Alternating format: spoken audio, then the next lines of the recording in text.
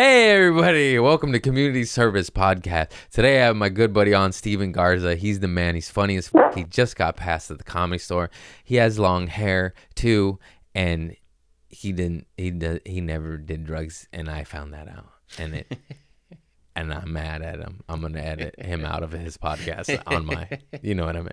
Anyways, it was a good damn time. Listen in, and I'm coming to a city near you. I got Uncasville, Connecticut, Vancouver, Canada, St. Louis, Missouri, and a bunch more cities. Check out my website. I'm LA based, always up at the Comedy Store and the Improv. Hit me up. I love you all. Rate and review, like, subscribe. Why am I doing this? I don't know. I love you all. Peace out. Tune in. There you go. Get your big lips on that. Fucking furry. That you can't say either. You can't? You can't say There's racial anything undertones. anywhere. Oh, whatever. I got big lips. Yeah, that's so weird that people shoot shit in their lips. But, you know, I like it. It's a weird thing. Are you attracted to that? Sometimes, yeah. I mean, some people can pull it off. Well, it depends how much. There is a balance. There is an amount that looks great, and then there's too much, and then you're like, what? I don't know. It's a weird thing. It's kind of. It just depends. There's too many. You know what I mean? I wanted to make fun of it, and then I just get scared. But it's like I'm attracted. You know, like when you go to Target or Ralph's or Vons, and there's those cheap sugar cookies. You know, with the frosting on top, those 4th of July. And they're just not a chocolate chip, you know? Yeah. But they're still good. Is that what you're comparing the like lips to? Like fake lips to real lips. Like, you know what I'm saying? Like, it's still a good cookie. I still buy them. I want them from time to time. But I want the homemade. I want the homemade cookie lips. Did I just get canceled by all the fake lip bitches out there? I'm just saying, you can't say that. But we're coming in hot today. We'll bleep out. We're editing everything. Oh, we already started? Oh, yeah, we've been started. Okay. I didn't know. You think there's Well, I should start chiming in. Yeah, talk, motherfucker. I didn't know we were recording. He didn't even know we started. You came on the wrong day, too. This is the most stoner part. You smoke weed, right? No. You don't? No. I feel like everybody, when they used to ask me that, and I said no, they go, you don't? Yeah, I get that all the time where people ask me for drugs all the time, and no. Oh, shit. Wow. So were you ever a stoner? No. Give me a headache. Wow. Yeah. Me never. too. You just got to power through. Power want it. 25 years later, here we are. Oh my God, I never did the math. I smoked for 17, now I'm back for a year. Now I'm at 18. Oh dear. It's a lot of years of puffing. Can I just say something? Mm-hmm. I was thinking about this on the way over here. There's a specific Instagram post that you posted that has never left my head. I just want to bring it up and see if you remember. Yeah. Can I say it? Can I tell it? Okay. I don't know. This must have been a few years ago, maybe like 2-3 years ago.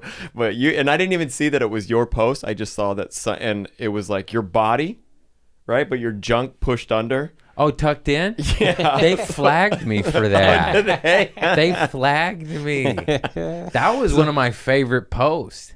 And I got censored and shadow banned and stuff. I'm like, why can't I tuck it back and post? You know, there was no pussy. There was no dick. There was just... It was just puke. Ooh, you know what it is. Silence the Lambs. What it was it was when that filter was going around, the trend, and it was like me as a guy, me as a girl, and then they glam you up. And whenever those trends and everyone does that, I low-key want to participate too, because who does it? But then it's just like when everybody does it, it just ruins it. It ruins it. You're like, oh, you fuck, and then comics talk shit, 'cause that's what we do.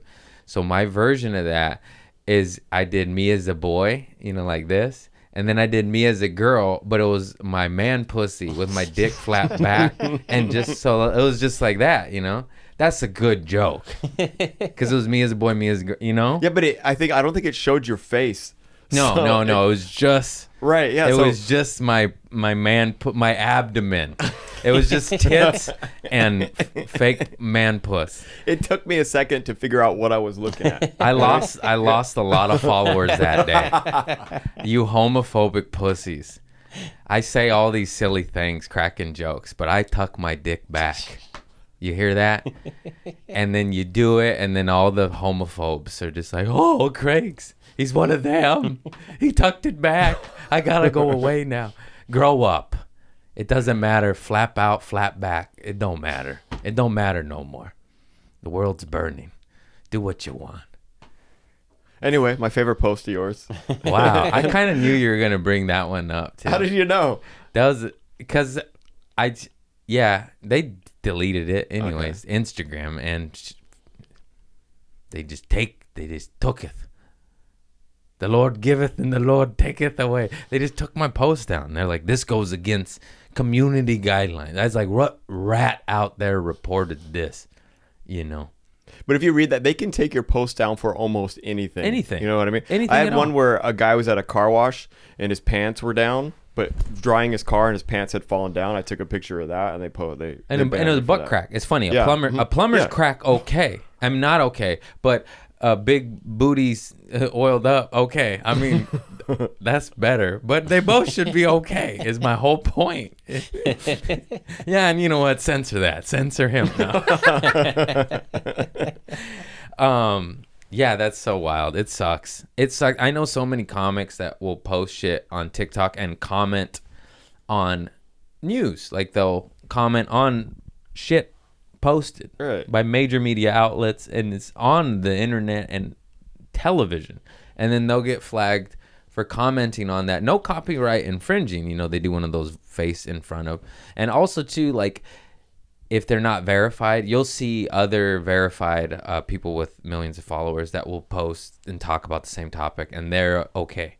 They're untouchable. And then if you do it, talk about the same shit, say the same words down here, they'll flag you. It's so fucking insane, dude. Yeah, basically, just a whole lot of censorship out there, but you just keep tucking it back, keep plowing through, keep slugging. That's my motto. You gotta want it. You gotta want it, you know? You may lose some homophobic followers. I didn't need them anyways. I think I've talked about that too, where I post like a funny gay photo with like me and a gay homie. I don't know who it was, but maybe Thomas Dale. But it was a funny photo. And then I put it up, and it was, and then all the homophobes started unfollowing me, like thousands. I was like, I don't need them. I don't want them. And then like a couple more thousand. And I was like, you know what? I'm gonna archive this photo. I'm gonna archive this photo. I gotta make some money first before I can be losing these followers here. You gotta toe a line, because if you write something that's just a little bit different, people will unfollow you like that. It's just like, dude, we're just trying to create art and make a living, and fuck you to those people with all that integrity. No, I'll do. Yeah, wait till you gotta buy some food and you need some money. You know, you're just like, okay, maybe I'll stop tucking it back. Yeah. That goes out the window, man. Yeah, I need to make some money first. Like, I need to afford Ben and Jerry's ice cream here. It ain't cheap. Anyway. What's up with you, fool? I was so happy to see you got passed at the store, man. Yeah, thank you, man. That made me so happy. It's been a long time. You know that I can remember the first time I met you. It was at the Comedy Store. You were, because for those of you who don't know, at the Comedy Store, a lot of times as a door guy, you got to work there for years and years and years and hope to get passed. And there used to be a system where that if you did this for long enough, you're passed. And that kind of went out the window. And I was sort of stuck in that limbo area. But anyway, when I first got up there, you were one of the first comics I met. You were on Tammy Joe's show. Oh yeah, Belly Room. Yeah, Belly Room. Yeah. And I was working the back door, and you and Tammy Joe came in. I had no idea who you guys were, but for some reason I'll always remember. You were really cool, by the way. Oh, thank you, and man. then that was one of the first cool memories I have of meeting somebody at the Comedy Store. Nice. How long have you been doing it? Because about a solid decade, Yeah. Okay. That was when I was working for her. It was probably 9-10 years ago. Yeah, because I moved up here in 2013. May 2013. Yeah, that was probably 9 years ago. There it is. That adds up. Because I had just got done with the Second City.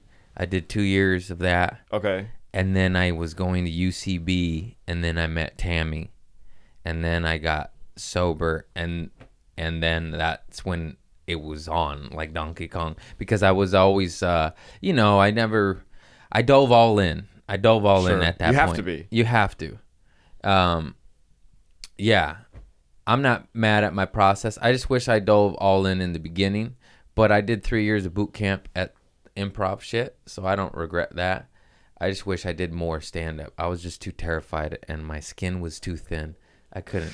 You have to develop a thick skin. You need man. thick skin. I'll tell you what. Thick skin. It took me 2 years before I could get up on stage. 2 years of just terrified of what people would think or getting on stage in front of people. I had to take an acting class. I took a public speaking class, which didn't help, obviously.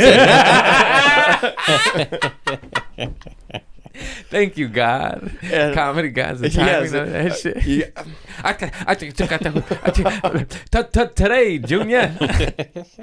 I was the guy in class that would, when you have to give a speech in class, that would start shaking. Oh, yeah. I shook so much. Yeah. I shook, and then my homie taught me a trick. He's like, switch hands. So in the beginning, I'd switch, and then this handshake, and I would switch so many times in like a 5-minute set, 3-minute set. I'd switch 6 times. Another cool trip that I learned, just for anybody who's looking to do it, before, if you stretch your hands out, do like hand stretches, it helps the jitters go away. Really? Yeah, I learned that in the acting class before I got on. I just like to stretch or do Abby Robert's good homie. We door guy. Yeah. I love that fool.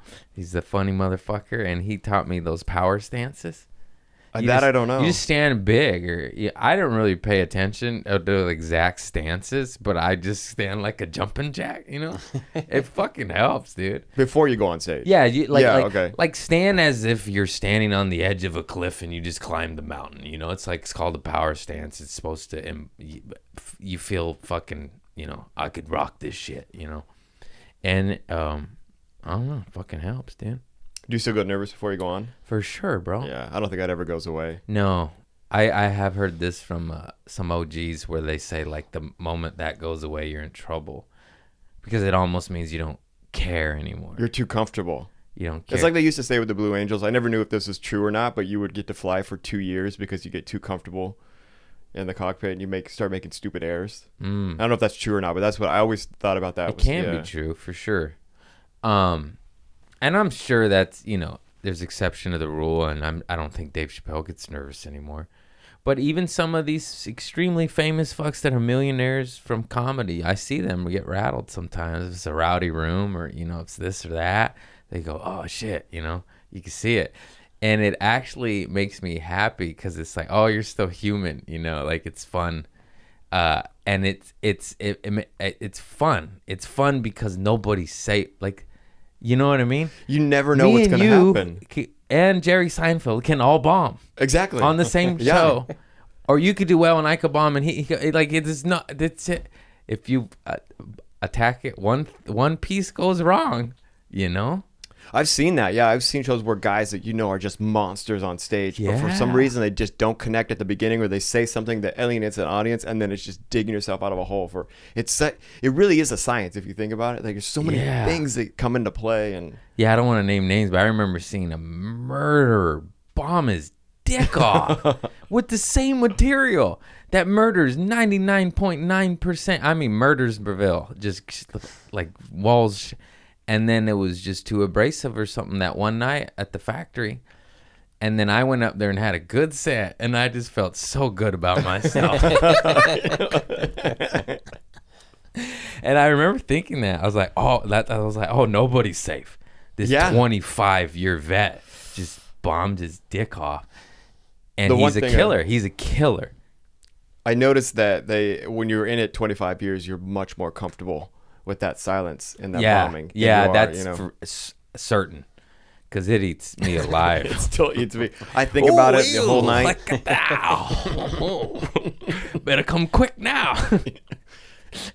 Yeah, that's. Do you stick around after? So if you bomb, do you stick around, or are you out in and out? I like to hang out. I love hanging out. So I'll stick around. But if I bomb, I'm hiding. Yeah, that's how I am too. Oh, I'm not going to see the audience in the back coming of the out. dark room when no one can see me.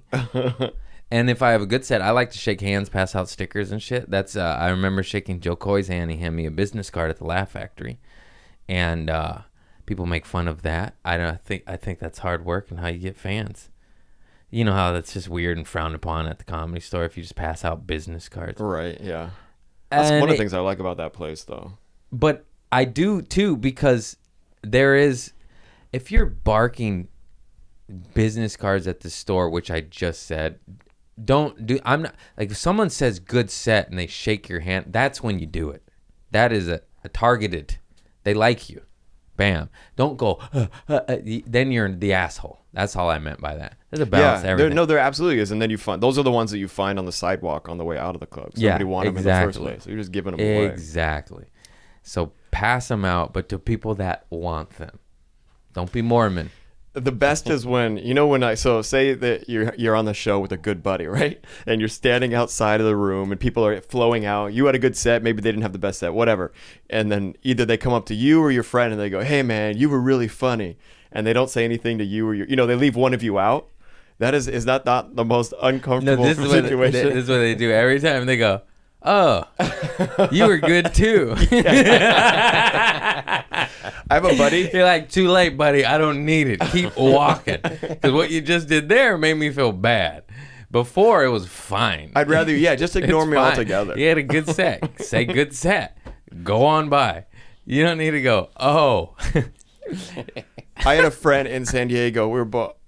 I was standing up to the side. I wasn't even on the show, and they were standing and the people were exiting. And two girls came up to one guy, and she goes, "Hey, you were really funny." And the guy that was left out goes, "Oh, that's all right. Your friend's the hot one." And that's the best comeback I've ever heard in that situation. Yeah, that's funny. That's fucked up because that got her worse than he got. It. Well, it just shows how sensitive we are too. Yeah, because they didn't think about it. No, they were just telling, "Oh, I see a guy that I like." Yeah, didn't realize she was hurting his feelings. Yeah, I hope that comic killed himself. But we're going hard today. I was just joking. I'm smiling. Don't do it, man. I'm running on empty. Help me, Garza. Carry my podcast. Carry it for you? No, what else has happened? Hang on. Oh, fucking. I was trying not to go this route, but I went down some rabbit holes. I can't help it, man. Did you see what Rogan posted? But the whole world's posting the Google's AI woke up. No, when did this start trending? This morning? What? No, like 3 days ago. Yeah. Oh, okay. Yeah. Google's CEO, right? Was it like whistleblower shit, or did he just went public? I think he just went public with it. Yeah, he said their AI woke up, and everyone was like, "Why? Why are we?" So what is it? What is it? I don't understand what it is exactly. I don't understand. I just know when artificial intelligence wakes up, it scares me. I don't really know what that means, but like, why don't you stay sleeping? Yeah, that sounds like a movie premise. And boost my algorithms while you're down there, a little nap time. And then but then you just go down the rabbit holes and start trending, and then other shit pops up where like they supposedly grew human skin on robot skeleton. Oh my god, it's getting closer and closer to what we all like those robots Blade in Japan. Runner's coming. Oof. You ever seen those robots in Japan? They look like real. They move the way it's not. You know how robotic you dance like a robot. You're kind of jerky, but it's like fluid the way a human moves, and it's getting terrifying. Stepford Wives is coming. All the guys that think they want that. And then they're going to get it. And then they're like, but she's a robot. Yeah, there's no soul, you idiots. You need a real woman. You need a real fucking human being. You don't want to fuck a Duracell. Maybe once or twice. I'll try it out. Who does it? Oh, Duracell, how you doing? But after that, you want a human. Divorce court's going to be interesting pretty soon. Imagine when AI gets rights and they get half your shit, But she doesn't eat. She doesn't eat. Why does she get the fridge? She doesn't. You can put her in a closet. That's where you store her, but she wants half the house. Why does she get the subscription to Omaha Steaks? The bitch doesn't eat. That's so fucked up. That's coming.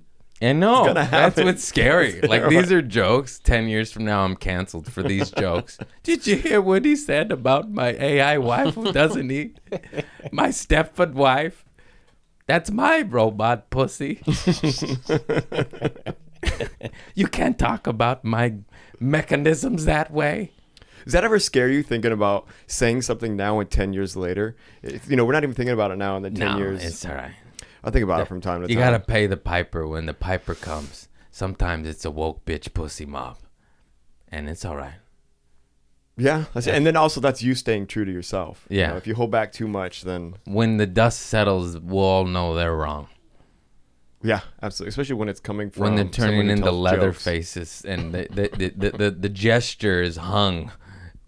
When the comics are murdered for jokes, you'll know you're on the wrong side of history. And I'll keep going, suck my dirty diarrhea butthole. Until they put you in that noose. And I'm That's like, what I'm saying. okay, I was You came just in- kidding. No, no, I was just kidding. I'll get a booty wipe. I'll bidet it first. You still gotta suck it, bitch. You fucking pussies. Have you ever taken down a post thinking, this could get me canceled? Do you think that much into it anymore?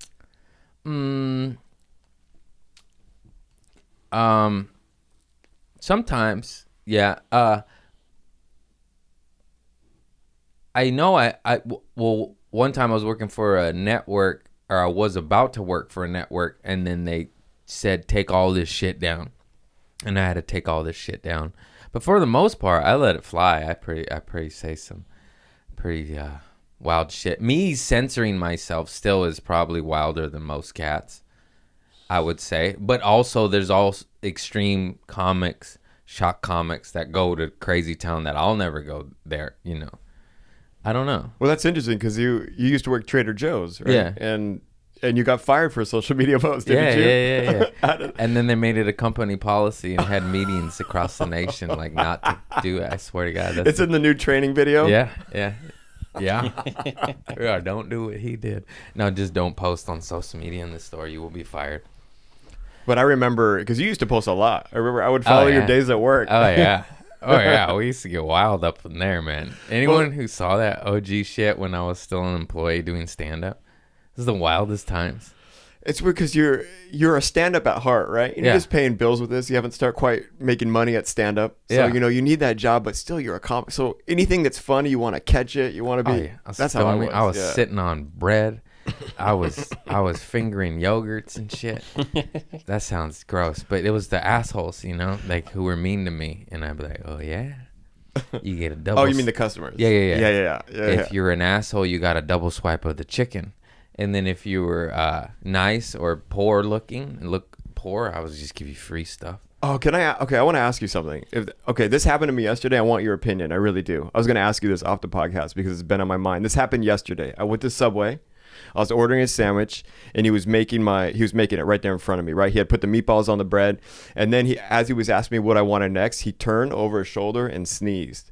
And he didn't sneeze into his arm. He didn't sneeze into his hand and then go wash his hands. He just sneezed and then kept taking my order. And behind him was a rack of bread. You know the bread where they have it cooling or whatever? And he sneezed all into that. And I go, no, thank you. That's what I said. I said, no, thank you. I'm good. And I started to walk away. And he got mad at me for walking away. You didn't eat your sandwich? No, it was disgusted me. You're talking to the wrong guy here. I understand where you're coming from, and I agree with your decision, but I would have ate the sandwich and been like, I would have said, don't worry about it, bro. I'm hungry. You don't even need to make a new one. Just give me that thing. And that's herd immunity.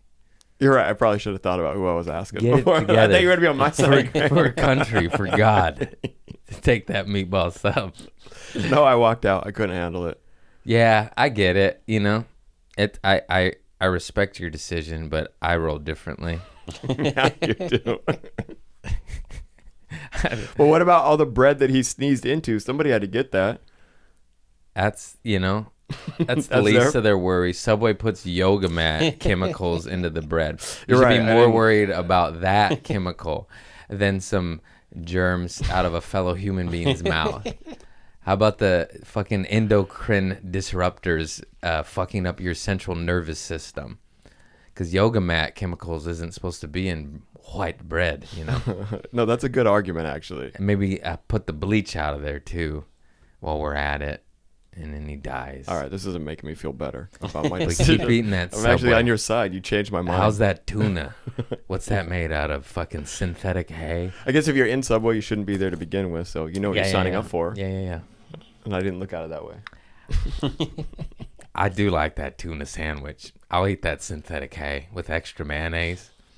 You know, I feel like I'll be like I'm in God's light having a good time. I'll be like, let's go down to the devil's dally.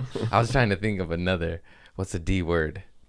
Let's go down the devil's doorstep. There you go. I was going to say one. dandruff, but that's cocaine. That doesn't make any sense. Wait, what did you say? Dandruff? That's a slang okay. It's a name for cocaine cocaine. term. You never heard that one? No, I've heard it. Did you ever? I just didn't did know. you ever do drugs? No.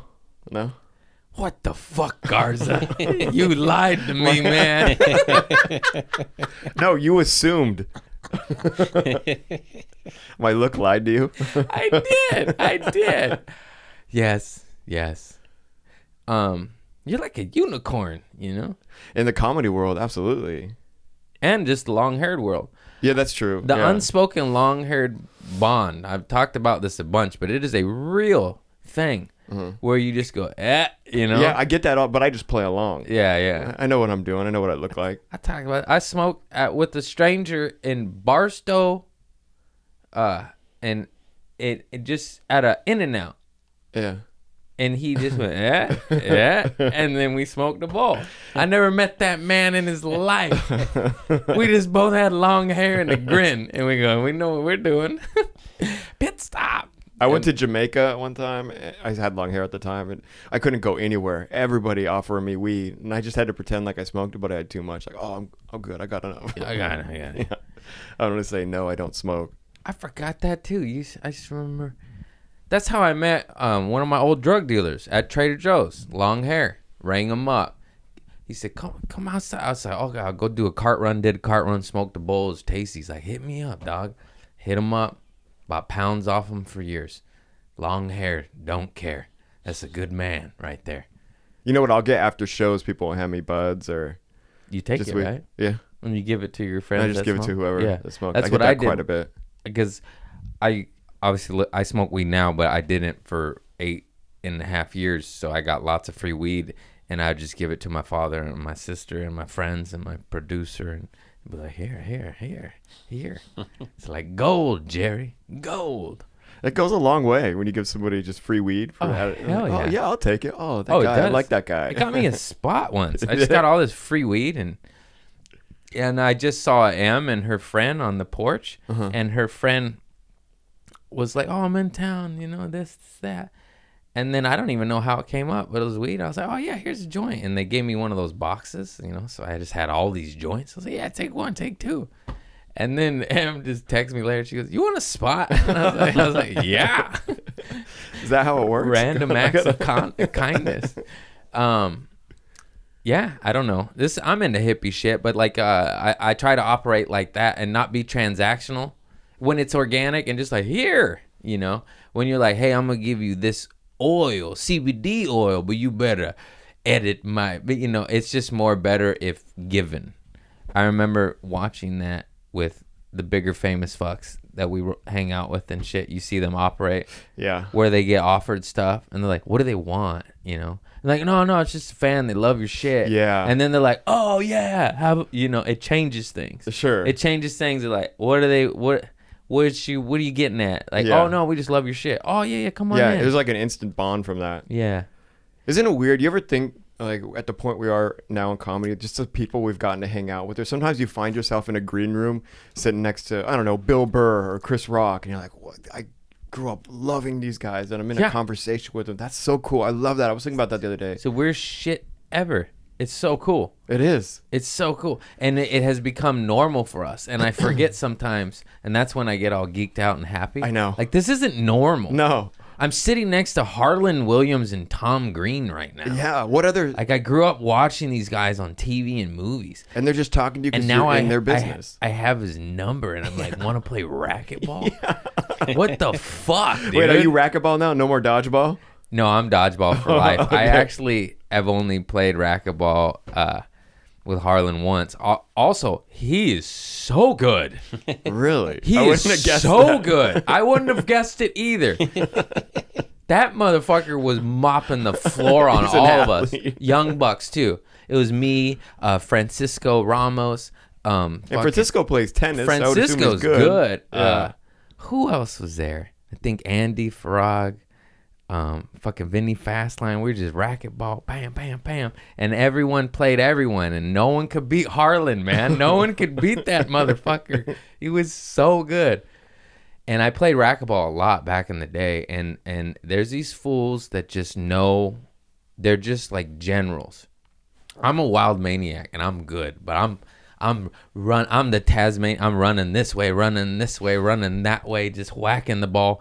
And then these fools are like, oh, okay, it's gonna land here, and then they take one step, hit it, you know, and I'm just like, I'll catch it in the air over here. Like, there's just these weird, knowledgeable racquetball players where they know where it's going to be when it's hit, and they just can take 2 steps that way and then hit it and do kill shots and take you out. A kill shot is when you aim really low and it just, you have no chance to hit it.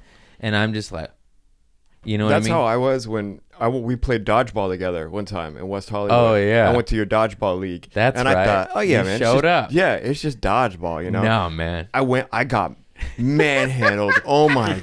I thought, oh, I'm a decent athlete. I mean, I took one to the face. One guy was standing, I don't know, maybe 10 feet away from me, and I was, he's not gonna move. I was just gonna throw the ball as hard as I could at him. It was kind of like he was challenging me. I threw that thing as hard as I could. He just caught it like it was nothing. Oh yeah. I walked to the side with my head down. Yeah. I totally remember now, but I did forget. You came one time and you wore gray sweatpants, and I remember you just walking out with your tail between your legs. You got whooped, and you never showed up again. But to be fair, I hurt my shoulder. I was injured. I took a pounding. I forgot how many comics I did get to go, because I would bug people so much. It was fun. I had a blast. Yeah, but y'all never come back. Only Alan, AC, the comedian on Instagram, came a bunch. That was the only fool. Yeah. I got Melissa Villasenor to go one time. Oh, really? Lenoch went 2 times. I asked Joe Rogan to go. He went, no. I love that you asked him.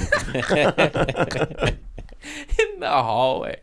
I was just like, fuck it. I was feeling good. No. Like, no.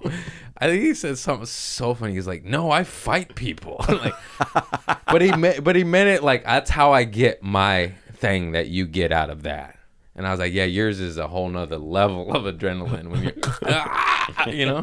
I'll never forget. I was the weak link. That was the worst feeling. It was almost like going back to grade school. Yeah.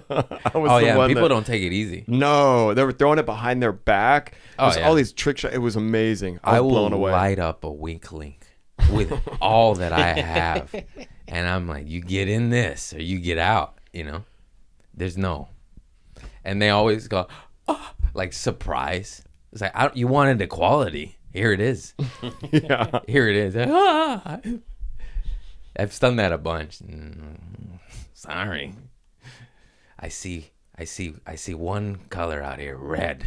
You're all fucking dead. You're all dead. That's it. I don't give a fuck. I don't give a fuck if you're the best player or the weakest player. I'm throwing as hard as I can at you and smiling and laughing maniacally. I took one to the face, and then I look up, and people are just laughing. Nobody's like, "Hey, are you all right?" Yeah, They're just laughing. Like, oh, what? I have to play it off. Like, oh, I'm good. Oh, it's real funny. It's real funny. Some people like stop the game. I love getting hit in the face. It is hilarious, and it hurts, and it's sore for like 2-3 days after. I forgot those cherry balls sting. Yeah, they're heavy. Yeah. It's fantastic. And then in the moment, you don't feel shit because of adrenaline. And then the next day, you're like, oh, why's my jaw hurt? Oh, yeah. Yeah, but when you're a Carl new guy. lit me up. Yeah. I got hit point blank in the face by Mark Acomb.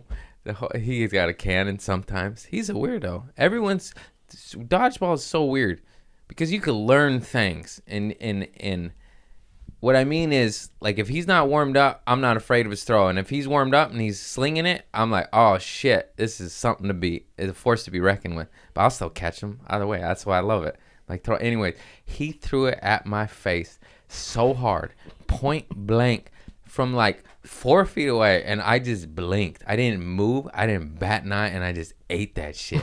And it was the funniest shit. Like, it was like unaffected. It was like I was a wall. But like, you didn't even bounce your neck back.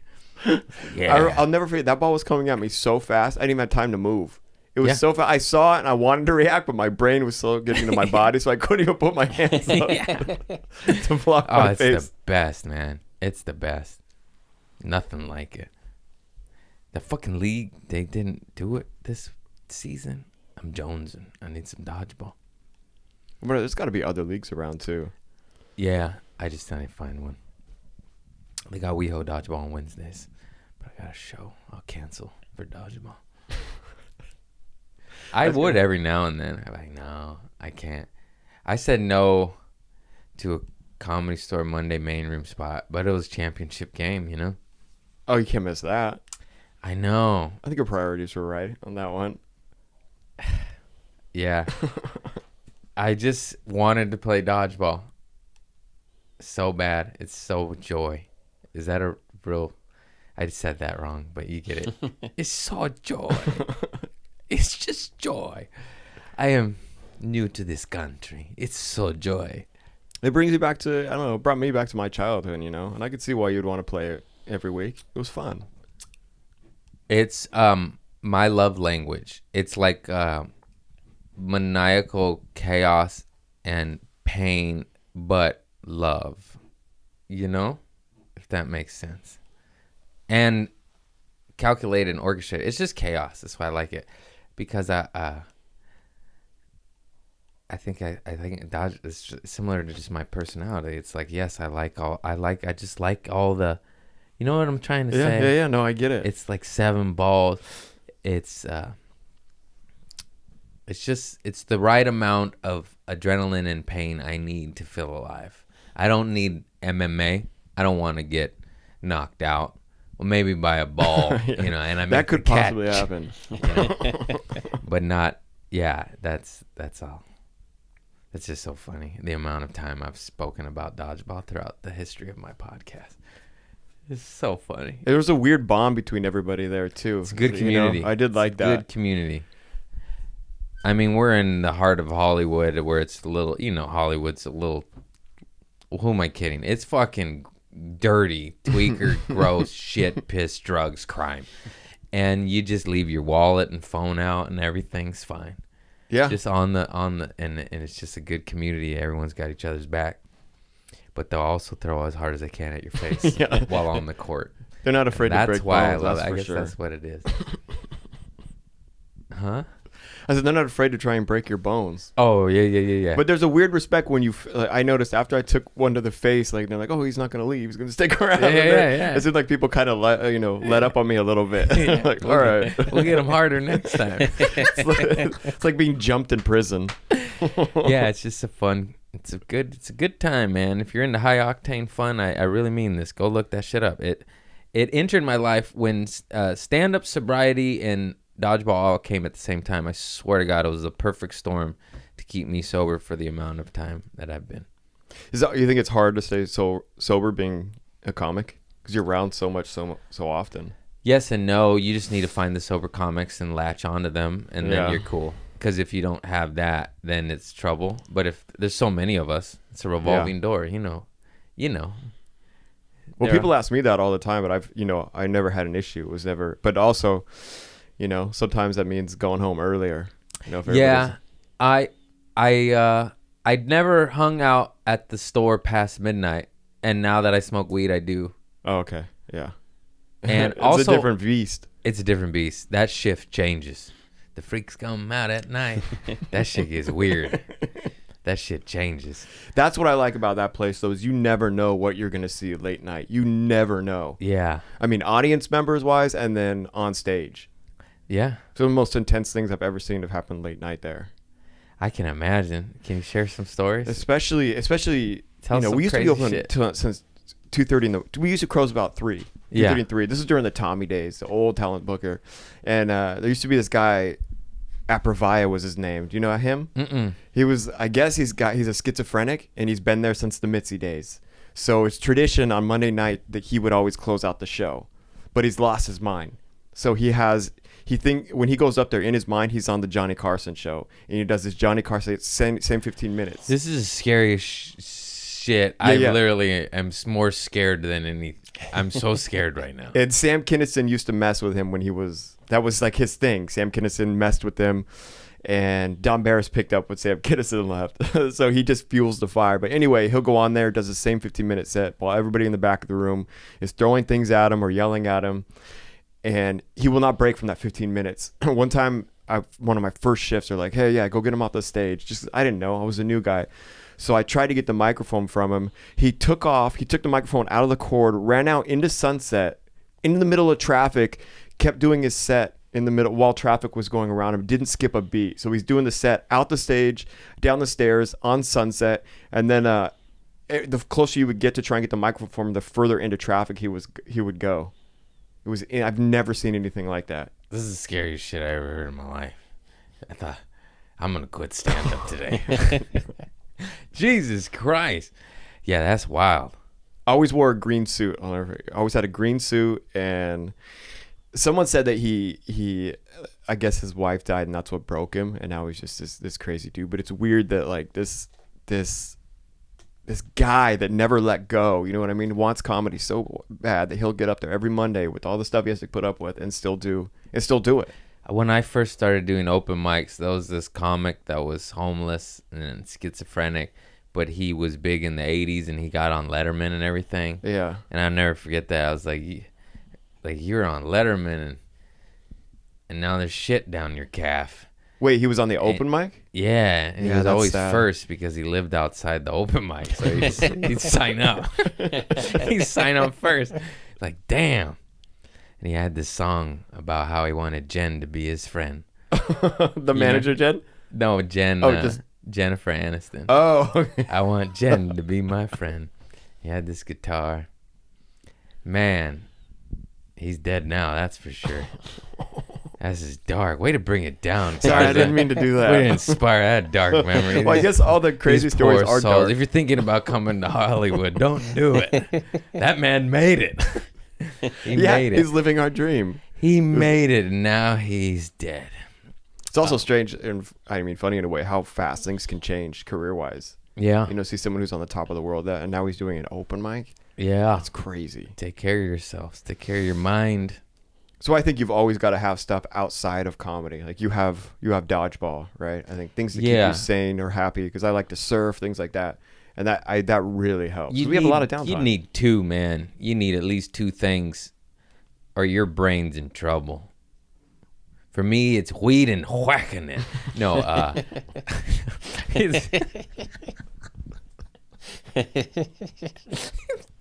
no, but like healthy activities. We all know Pornhub, not so good. Not so good for the happy Jews. That's good. Well, so you got Dodgeball, and what else? What else is your happy thing? Is it really weed?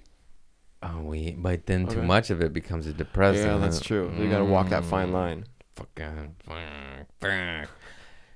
I've turned it into my mother. I'm an old lady. I like shopping now. I like shopping. I like it.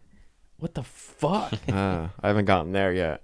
Gardening. I guess if it's good for me, I should say gardening. Shopping's not good. Actually, I know a lot of people that get into gardening right now. They love it. It's the best shit ever. I don't have any room for it, so I never get to garden. For a little plant. You can put a little plant. Come on, man. I could do that. I got some pots in the back. I always like bonsai trees. I'll give you a starter kit. Those are very hard to take care of. I do not recommend that as a first plant. Maybe a peace lily. You know, anything you just water once a week. That's easy. Once a week's easy. Those every third week plants, you're just like, what the fuck? That's too easy to forget. Week it is? Yeah. Yeah. Yeah. Was it last week? Oh, week before? Oh. It's like every Monday I can remember. Not third Saturday of the month. Full moons only. Oh, the lotus plant won't open up and eat the flies. It's flying around your ass.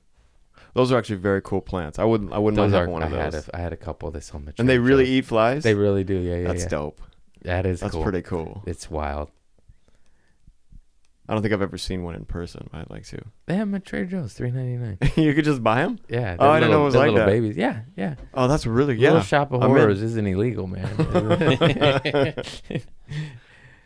Rick Moranis, good man. What a great movie, by the way. I forgot about that. I just was rewatching that. Honey, I Shrunk the Kids. Still holds up. Still slaps. Auntie. Remember the ant? Yeah, the giant ant they ride. Yeah. Yeah. Yeah, he was cool. I always wanted one. He would have ate them in real life. He's an ant. And he died. I remember he died. It was really sad. Yeah, he died fighting them. And that food looked good. You know, that like whipped cream. And, you know. Why is it cartoon food always cartoon or movie food looks so good? Remember Hook? Remember the movie Hook? That was the best looking food I ever saw in my life. In Hook, right? Yeah. Yeah. Oh, I've never seen anything that looked that good. And then they're fake eating it, and they got the chicken legs, and I don't know what it was like. It looked like frosting, purple, pink frosting. Oh, yeah. I still think about that. All the time. Was Hook really a bad guy, you know? Yeah, if you think back to this story, maybe not. You're right. He took his hand. I'd be pissed too. Yeah, I'd be pissed. That's what I mean. He lost his hand. I'd try to kill Pan too. He took my hand, Pan. I'm going to fuck you up. And really, if you think back, now that I think back to the movie, it was just them attacking Hook. Yeah. They weren't going out after them. So yeah. You're right. Maybe Robin or yeah. Robin Leave the alligator alone. What old Dustin Hoffman do to you? So he puts a wig on. They seem homophobic. That's what it was. That's what it was. Peter Pan's in tights and he's attacking a man in a wig. Nothing makes sense anymore. You're right. The whole time it was the Lost Boys.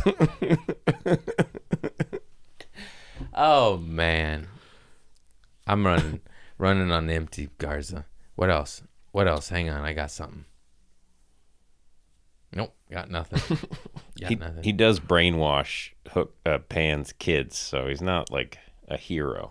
That's true. Yeah, but he wasn't a good dad. He didn't. He made. You know. That's true. It took me forever to. Do you remember the movie Can't Hardly Wait? Yes. It took me forever to realize that was the kid from Hook in Can't Hardly Wait. I didn't know that. I knew that instantly. Oh no, I didn't know that. Yeah, I rewatched it. He's in Newsies. He's in quite a bit of films. I believe he quit to. He's a brainiac. He did MIT shit, and he's a genius now. But he acted. He's one of those child actors that got out of acting, but successfully, and not to opioids and suicide. It was to like science and medicine. And seems like all the child actors who end up making it out of the business are the ones that make it out through school. Yeah. Go to college and better themselves. You know what I mean? Yeah. Most of them that will stick around don't do that. They stay in the business, get faded out, and then turn to drugs and. Yeah. And don't get into child acting. I mean, seems like a bad idea, but people are still pushing their kids in there. I go to auditions where they'll have kids on the other side doing their thing, and a ton of them. So people are still trying to get in. Yeah, it's weird. Sometimes it's good and the kid wants to do it, and then other times they're like, "You want this audition? You better book this shit. You want Hot Wheels for Christmas, Tommy? You want Hot Wheels for Christmas? Then you better book this Uno commercial." Auditions are so awful. I can't imagine doing that as a kid. Yeah. There's not, if you think about it, I'll just do a regular commercial audition, right? And there's a kid auditioning on the other side for whatever part is in the commercial. They're not all nationals, you know. They're still at the bottom like we are, you know, doing this stuff, and that can't be exciting. No.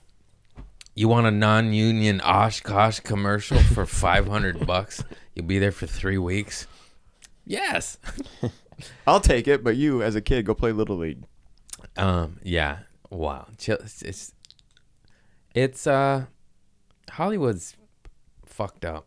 Don't do it if you're thinking of doing it. You got niños.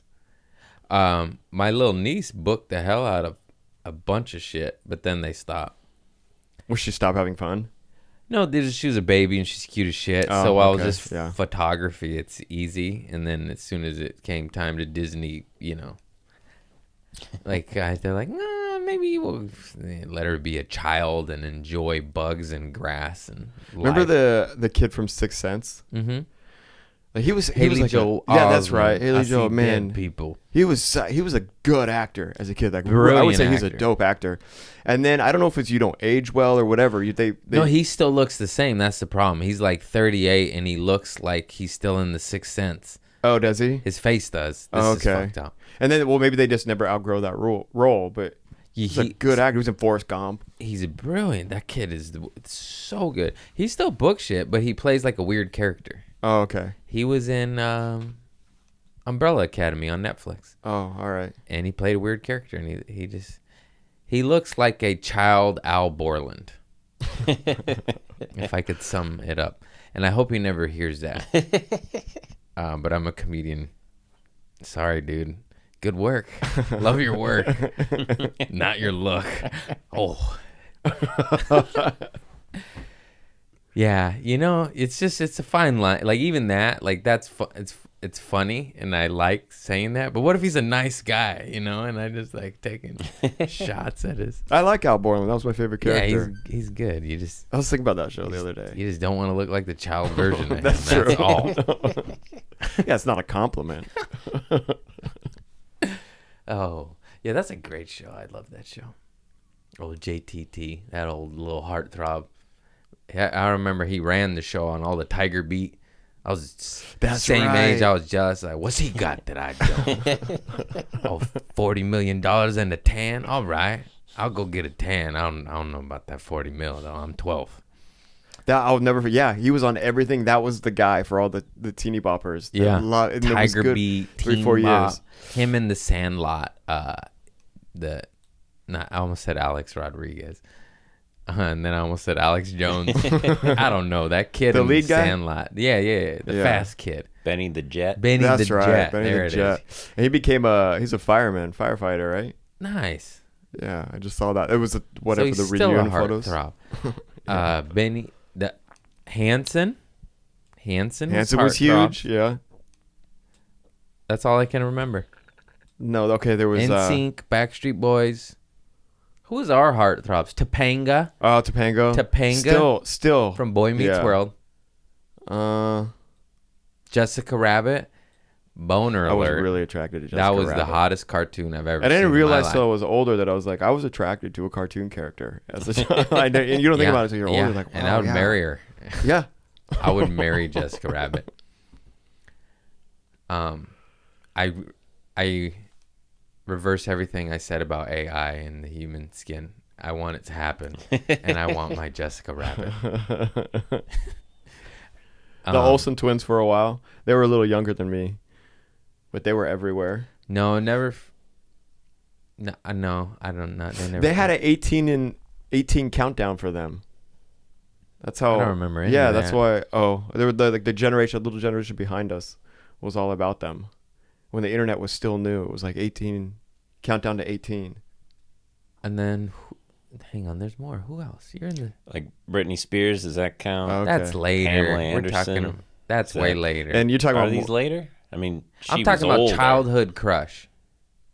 Okay, all right, yeah, Because I I'll was in take like it. 5th or 6th grade, I think, when Baywatch hit. Yeah, that counts. We're talking about that childhood Yeah. crush. You're looking. you're you're looking Christina at Ricci. Snuffleupagus. Yeah, there you go. That was right. And Oh, she was yeah. in Casper. And Oh all that. yeah, that's I right. think she was really big, right? Yep. She was. Oh, she was in Monster. Did you ever see Monster with Charlize Jennifer Theron? Love Hewitt. Yeah. Okay, that's another one. Monster with Definitely. Charlize Theron. Yeah. That's so funny you bring that up because I was just telling my lady Sadie that she looked like Monster from Charlize Theron because she just got done from a workout and she had the hair, the hair. It was mainly the hair. My girl is cute as fuck, okay, and she knows that.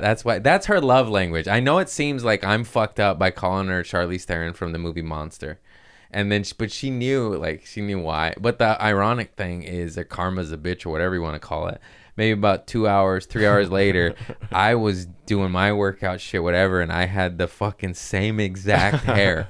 And so she filmed me, and she's like, "Babe, it's funny you call me Monster," and I'm just like, and I was like, "Oh, that just fucking." I forget that. So that's your girlfriend, right? Yeah. Yeah. So what they put up with as far as being with comedians, because my wife, and then I'll look at our interaction, and then we'll go to a family gathering, and I see the way they interact with their wives, and like they put up with a lot. Yeah, but it's more fun. It is fun. It's like she wants to be called the monster. And she From knows a horrible that movie where this transient woman is a hooker and murders men because of abuse from men. Where you're just kind of like, yeah, kill him, you know? You're like, I don't blame you. If I've been through what you've been through, I'd stab a couple men too. You know what I mean? Has she ever gotten mad at anything you say on stage? No, when I say the things about her, I won't say them in front of her. What are you, crazy? Oh. That's for when she's not there. Should I not be doing that then? No, yeah, Liz, like worked out jokes I'll do about her in front of her. But if I'm exploring the idea, boy, that could lead to some hot water. We made a deal that I can say whatever I want on stage, you know. Yeah, that's fantastic. Yeah, that way there's well, I can. No, sure, I know. Yeah, but there might be. But there's new. What you telling the world about that freckle on my asshole? No, she doesn't. That was me going. She does not have that, and that was me just trying to say something that you're not supposed to say. What would it be something you're not supposed to say? That was a bad riff. It scared you guys. I saw you go like this. No, I think that's a pretty good example. But like, yeah, okay, like something like that, like where you're just like, right. What? But also, where are you going with that? That just sounds like you're trying to be mean. Yeah, that was You know for what I the mean? bit within the podcast. You know, I get it. Yeah. Edit. No, it's all right. But yeah, that's important because if you are in your head on stage, for what you say, that's bad business, bad for art, bad for everybody. Can you remember the hardest you've ever bombed? I always like asking that question.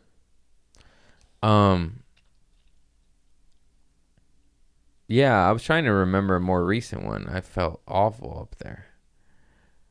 I've said this story a bunch, but this casino gig, I was bombing so hard, I said, I don't know what else to try, and the audience member said, why don't you try being funny? Oh, gee. And then I said, I am, buddy.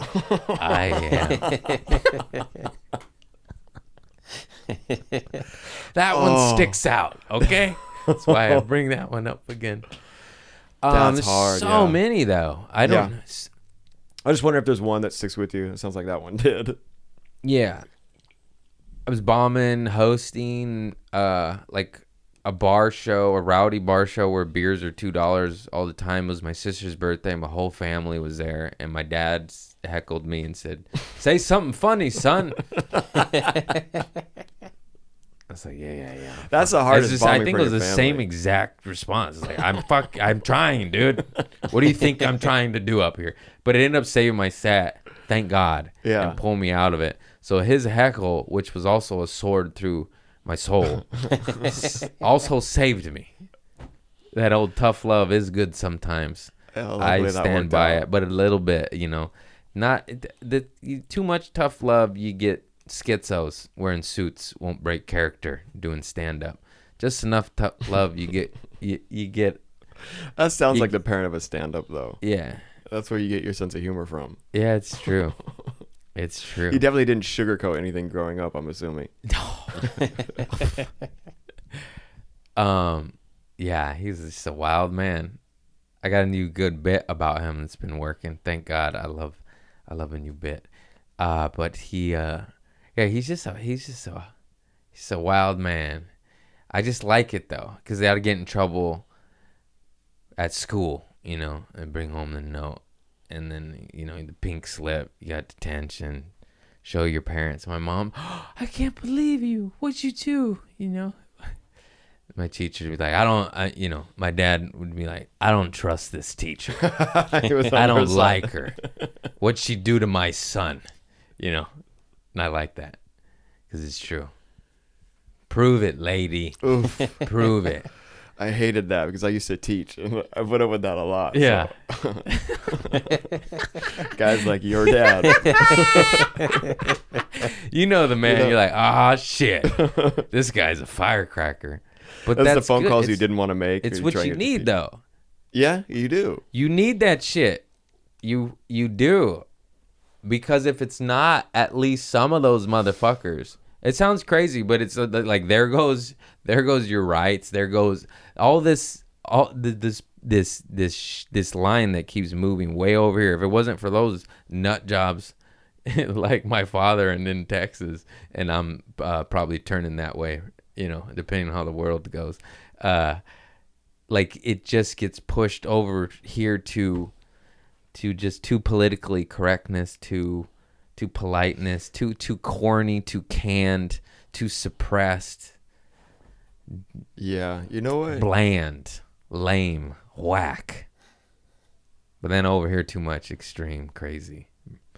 That is true, because I mean, all of our favorite comics, or all our friends, they all have crazy stories coming up, childhood stories. It was just a little bit different than the parents that encouraged you to get straight A's. We're not saying go beat your fucking kid. We're not just. We're just saying maybe don't have a safe space. Yeah. Yeah. Grow up like we did in the 90s. Yeah. You could openly spank your kids. That was allowed.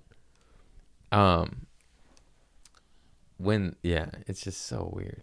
You know what I was thinking about the other day is, every time I hear a comic who has a kid and someone's like, oh, they're gonna do comedy, it's like, no, I would never let them do comedy. Why do you think that is? Because it's so much fun. That's why we do it. That's why we're here, right? Because I love it. Because it's a decade of hell and torture. There's a lot worse out there. Yeah, that's true. And if you put you're right. You just put it in perspective. We're right there. Bam. I would just say, do you really want to do this? Because it's really hard. But so is everything else. I mean, we don't have to work a 9 to 5. I slept until 11 today. It was great, Yeah. Yeah, I guess you're right. But every time someone has a kid, I always hear that question asked to them, and it's always the same thing. I'd never let them do it. Everything's hard in life that's worth it. But I guess what I'm trying to say is it's really dark. Yeah, it is. It's really dark.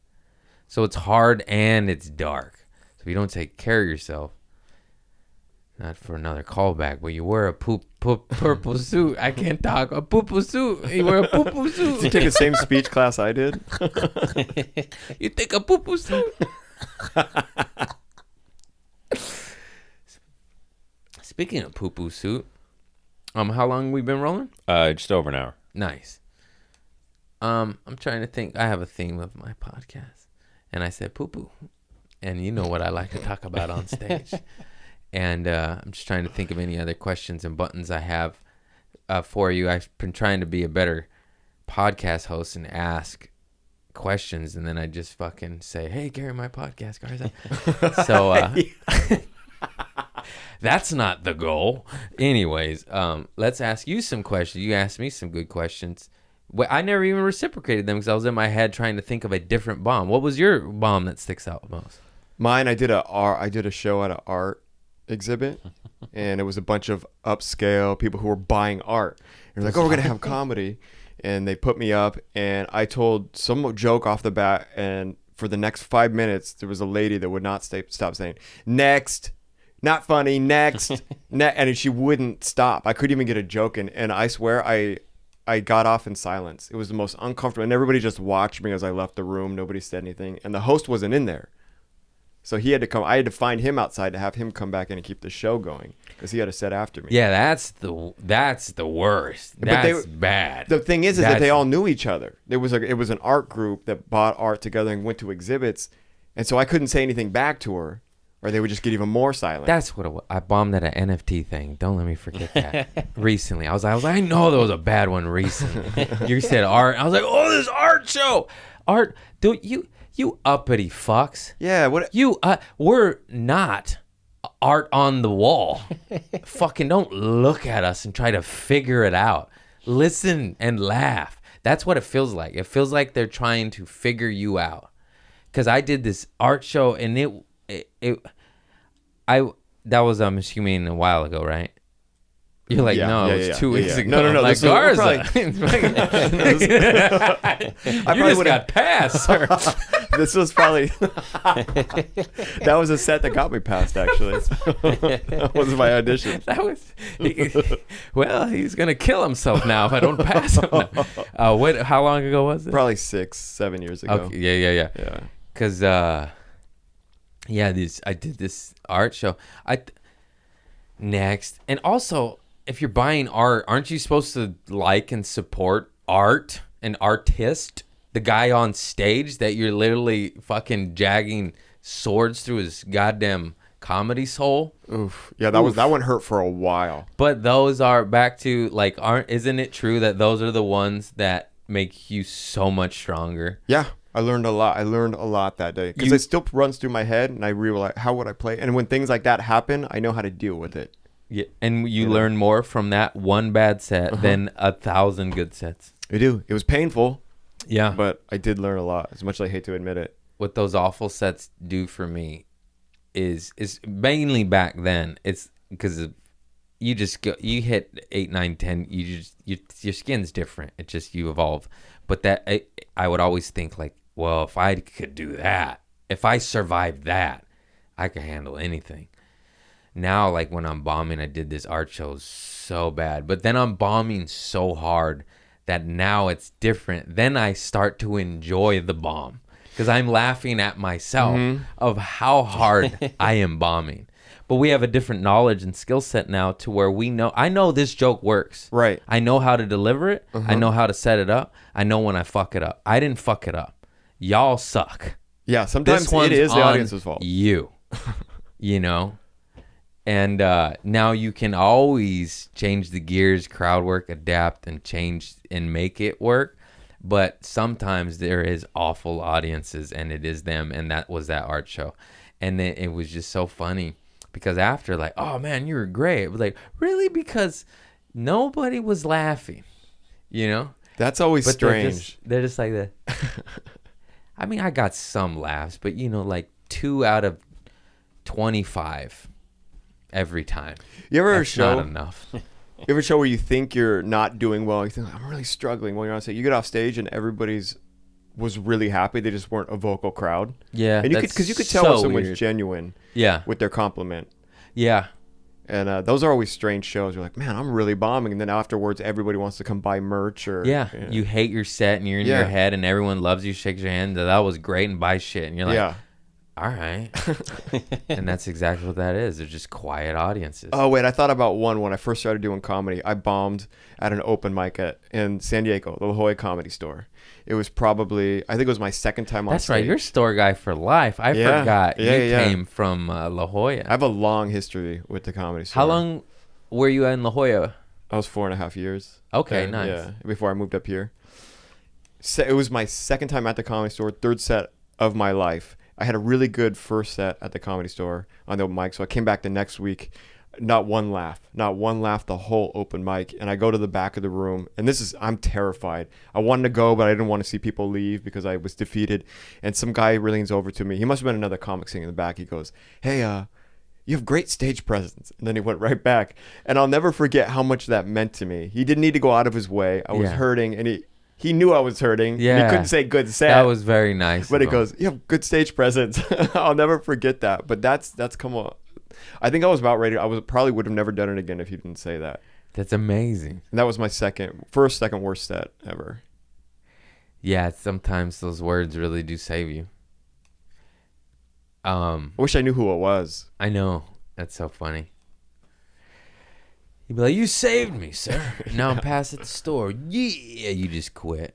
Let's think back to, I was thinking about, you know what? I was thinking about all the people you started with. I don't know if you had a core group that you started with.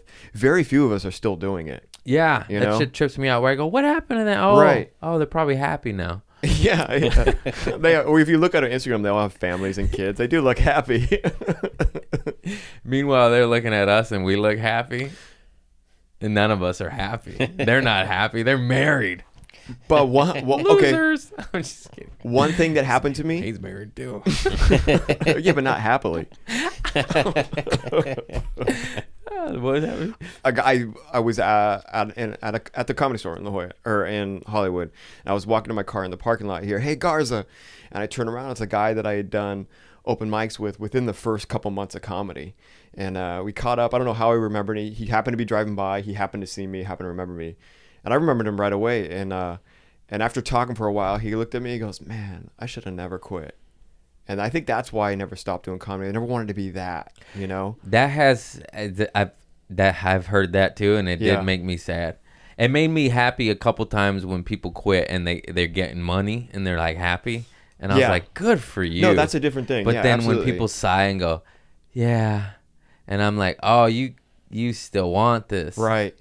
That's not good. But now he's been out of the game for a decade. And it's like, I mean, I guess you could still do it, but... You always can do it, but... Boy, you wasted some time. I'm just kidding. The truth hurts, doesn't it, sir? No, I remember one guy. It's only sad when they're funny. They're not funny. I go, oh, thank God, go away. Yeah, you made the right decision. But if they're funny, you're like, oh, man, you're funny. You're so funny. Yeah, you could tell this person had what it took. It just wasn't in them. I remember listening to Ari Shafir's advice to beginning comics. Hormos Rashidi, shout out to my man Hormos, posted it. And I listened to it in the very beginning of my stand-up endeavors, and it was very, very helpful information. And now I just said all that, and I forgot the whole point. Oh, I was looking forward to this. What did he say? Hang on, rewind. I lost it. I seriously lost it, and then I farted. That's the most Craig shit ever, bro. I thought you were going to come up with the idea once you farted. No, hang on. What were we talking about? Rewind. ADD. Come on, go. Okay, Ari Shafir gave advice. Hormos Rashidi sent you. No, before that. What was the story right before that? Comics that stopped doing it that we came up with, who regretted it. Oh, he said that the LA comedy scene is so brutal that comics he started out with that were naturally funnier than him. Yeah. Way funny. He says it on there. He's like, these people were funny. They were funnier than me, and the system is so fucked up and so brutal and so hard or non-existent of a system. Yeah. Just scattered doo-doo is what it feels like in Los Angeles anyways. I mean, we're doing open mics with homeless people with schizophrenia. Really. Yeah. That's not a joke. I'm not exaggerating. And he said that they quit just because of how brutal it was, and I just kept going. That's all it was. You just and now I'm quit. a theater comic, and they're quit. And he's like, that's fucked up and sad, but that's just the meat grinder of Los Angeles. I think about all the times I wanted to quit, and then I look at where I am now. I'm happy now. I like where I am, and it's like, wow, all that hard work is paying off. It's paid off. I'm happy. You know, when I started comedy, I'm kind of where I wanted to be for the most part. You know, of course I want more. You know, you want to be doing arenas or tour, you know, whatever. But I'm happy at the spot I'm in right now. Whenever I am feeling happy, it's usually just feeling what I'm grateful for. Yeah. I've said that many times, but it should be said again because we all need to remember that, because I constantly forget, even though I do know this. You know what I mean? Like how we forget shit we know. Anytime I'm like, wow, I had nothing. Yeah. And before this, I had an apartment. You know the story. I had a studio kitchen. I mean, I had a studio apartment with no kitchen. No kitchen, bro. Doing dishes in the bathtub. You know how fucking depressing that shit is? With 6 roommates. 9 years. Yeah, 6 roommates. Yeah, 6 roommates up here. 6. Yeah. I lived in a downstairs basement. Someone lived in my closet. It was fun, God. But I mean, you know, that's the stuff you have to do when if you want to do comedy. Way to one up me on my bathtub dishes, bro. No, you that had sounds a man worse. in the closet. Yeah. A couple of them actually. Was it a gay couple in your closet? No. That moved in and out of that spot. Because you said a couple of them. That's not what I meant. That's the funniest thing I've ever heard in my life. I have a gay couple living in my closet. No. That is. That'd be funny. I might write that one down. That's actually that's funny. No, it's not a pun. Or a People homonym. wanted that spot. A homonym. I don't know what it is. It's just funny. It's just a funny thing that happened because LA is a fucking meat grinder. Speaking of meat and grinder, Wow, that is wild, bro. You had someone live in your closet. Yeah. And then I shared a basement downside with a couple other guys. And then but the funny thing about the closet is that people wanted that spot. So someone would lived in move the out. Someone would closet. do it. Yeah, I don't know if you wanted me to say that. We could edit that out. Well, now he has a 2-bedroom lady and a fat cock. You hear that, lady? Look at that. DM Christopher Lund if you want to see some fat Minnesota cock, baby. I can't say that. We'll edit that out. I don't know what you want to say.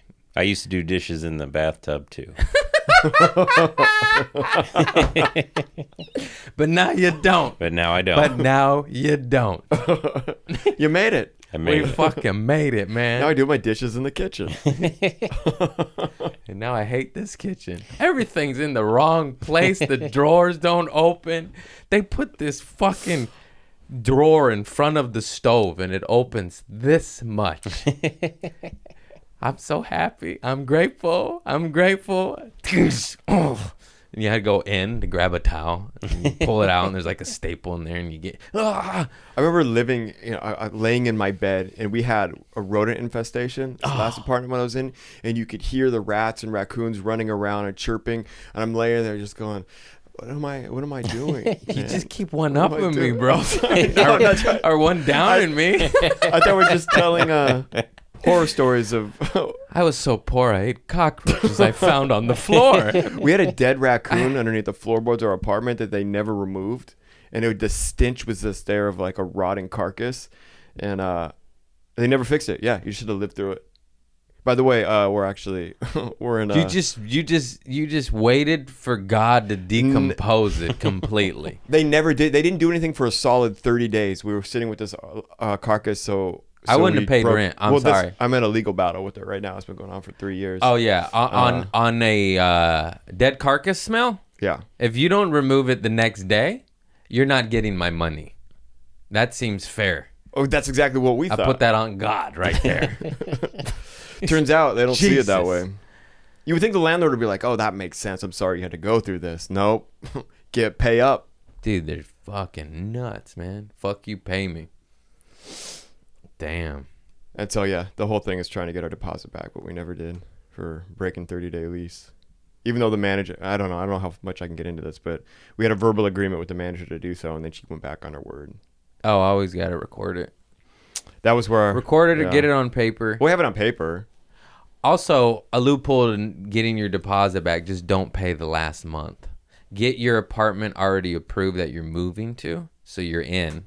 And then you're like, what are you going to do? You going to ding me? I'm already in. I'm Right. already in. You find your future home, then you cancel, and you don't pay that last month, so you get your deposit back. Because if they're giving you, I did it, he deserved it. I did it more in, shady ways. Don't do what I did, but if you got a dead carcass, do it. Because then you get your money and you don't got to go through legal battle, or they're trying to get money out of you, and then you just go to the judge. There was a dead carcass under my home, sir. Yeah. I'm out. For that reason, I am out. What's that, Shark Tank? Yeah. Yeah. I was trying to figure out where that came from. There was a dead raccoon under my bed. This under is the good advice. floorboards. For that reason. For anybody I am who's looking to move up here, moving this is out. stuff that you might encounter, so it's good advice. Yeah. I never even thought about this stuff until I went through it up here. Yeah, don't pay the last month. Take the deposit that you know you might not get back. That way, Listen. at least, Take your legal advice from me and Craig. Yeah. Okay, down to the final question. This is my favorite question. The only question I always remember to ask is that you got a good pooping of the pants story. Your diarrhea down your leg on your wedding night or on stage, or you shit on underneath the floorboards and you blamed it on a raccoon. Okay. Do most of your guests have stories about this as an adult? There's like 3 who didn't. Oh, okay. I have one as a kid that I'll never forget. Yeah, but that's not as an good. adult. I think I grew out of that, my man. Yeah, you got it. You'll be back. The one I remember, I was a kid. I was first grade, and we had a talent show, and we were at recess before that. But I pooped my pants during recess, and so I had to still go to the talent show.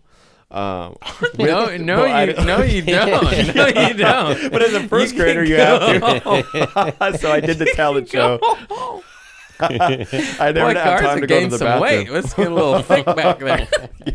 What's that smell? And we had a dance routine planned out. Oh no!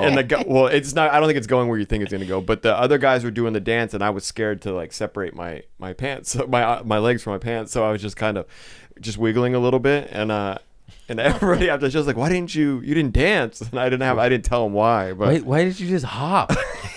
Why did you invent the Humpty dance? You were just hopping around up there. I love Easters. Well, you got to give it. Now that I think back to it, for a first grader to get up on stage, I was wanting it pretty bad. Yeah, I would have been like, I shit my pants. I'm gonna be a while. Y'all go ahead without me. I was a gamer. I wanted it. I went up there and I did what I could with the routine. I didn't let my guys down. So I'm kind of a hero if you think about it. I shit my pants during soccer practice, and then as I was shitting, and I ran to the bathroom because I'm not gonna go kicking a ball with turds coming out my ass, or I'm not gonna hang out with them either. Damn, man, you're a wild man. You're a wild man. It still ended up on the field, right? Oh yeah, I never thought about that.